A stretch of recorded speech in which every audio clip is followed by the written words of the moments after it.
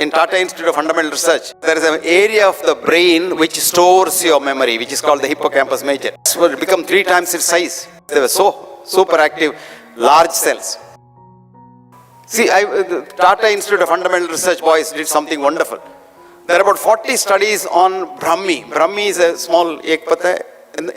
Tamil enna solreenga and the Brahmi enna solreenga? Enadhu? Ama, adha chutney பண்ணுவாங்களே.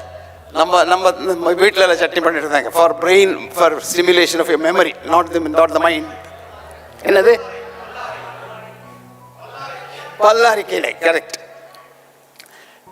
On this, they were extracting the pallarikile's chemicals and doing studies and saying it is no good.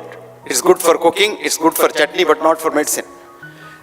5 boys, young boys in Tata Institute of Fundamental Research wanted to modernize ancient wisdom. There is a nice saying in Latin, respice to prospice. If you want to look forwards, look backwards. And these boys did chutney out of the pallavi and fed it to rats.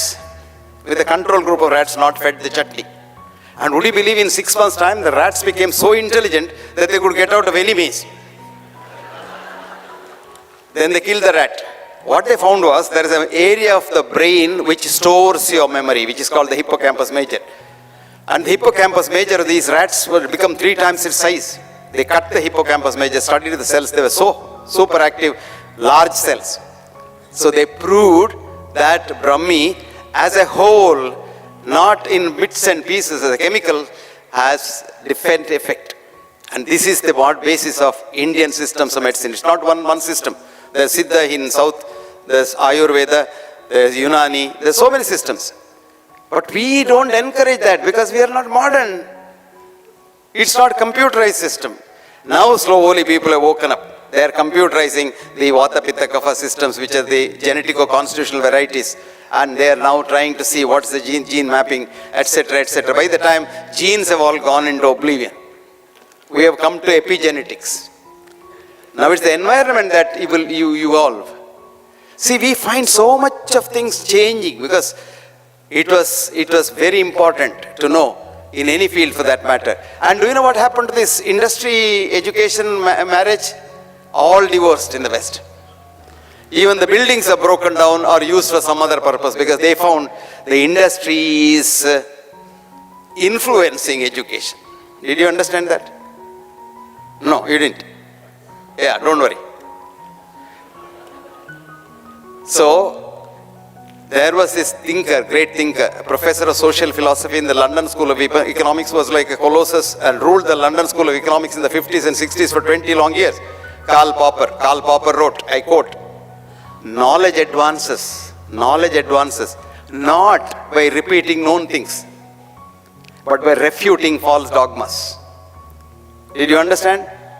Knowledge advances not by repeating known things, but by refuting false dogmas. Ptolemy, 2nd century BC said, the sun goes round the earth, right? No? You look at the sun, goes up and up and up. And then evening, down, down, down. He was right. For 500 years, everybody taught, everybody believed, everybody wrote PhD thesis, and everybody said, sun goes round the earth. What's called the geocentric concept. It was in the 7th century, Copernicus came and said, he is Polish, but he is called Greek, and he said, the earth goes around the sun, the heliocentric concept. So for 500 years, we have been asses believing in what the West said. 127 AD, Galen said, blood is pumped from the liver. It took us 1500 years, 1628 to be precise. William Harvey said, cogito, the blood circulates from the heart. De morto cordis. Because we all believed in science in the yesterdays. What is science? Cogito ergo sum. Because I think I am. This should be changed because that boy was only 17 years old. He had some mathematical background. And what it should happen is, because I am, I think. You think when you know what you're thinking. Not because you think you are. So this is how science has lost its way. Define science, for example. What is science? Marie Curie said, science is measurement, measurement is science. If that is so, do you think? Can you think? Can you measure your thinking? Do you love your wife or husband? Can you measure love? So all these are unscientific. Thinking is unscientific, love is unscientific, because it can't be measured. You can only measure 5% of what you know in this universe. 5%. That's only energy you know.